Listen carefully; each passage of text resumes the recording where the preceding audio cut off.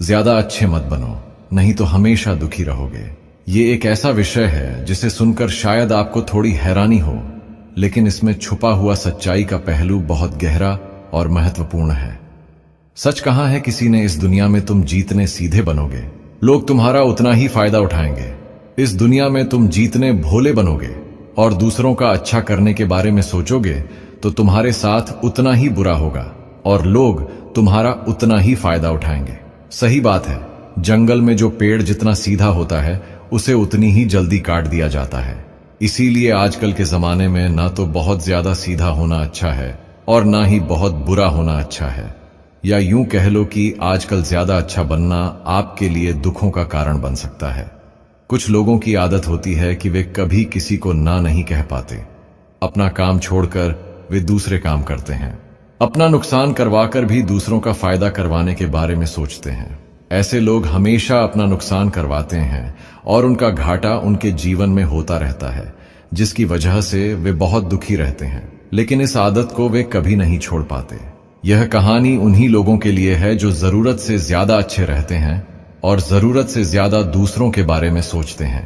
अपना ख्याल छोड़कर उन्हें दूसरों की फिक्र होती है।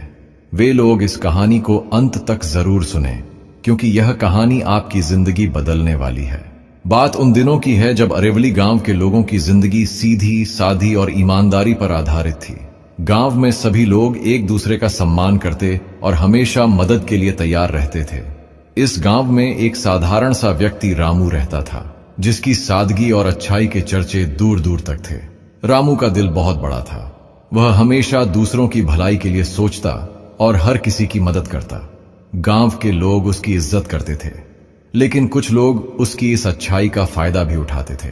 रामू ने कभी किसी को मना नहीं किया था, चाहे कितनी भी परेशानी क्यों ना हो। रामू का परिवार भी उसकी तरह ही साधारण था। उसकी पत्नी सीता बहुत ही समझदार और सुघर गृहिणी थी। दोनों की एक बेटी गीता थी, जो गांव के स्कूल में पढ़ती थी। रामू का सपना था कि गीता पढ़ लिख कर बड़ी आदमी बने और उनके गांव का नाम रोशन करें। एक बार धनिया राम ने रामू से कहा, रामू, क्या तुम मेरी भैंसों को कुछ वक्त के लिए देख लोगे? मुझे कुछ काम से शहर जाना है, इसीलिए क्या तुम इनका ख्याल रखोगे? रामू ने बिना सोचे समझे हाँ कह दी, क्योंकि वह दिल से बहुत अच्छा था। उसे लगा कि गायों का देखभाल तो आसान है, चारा डालना और पानी देना है, और क्या? उसने कहा, जी मैं ऐसा कर पाऊंगा, आप बेफिक्र रहिए। धनिया राम शहर चला गया और राम उसकी गायों का ख्याल रखने लगा। वह उन्हें समय पर चारा देता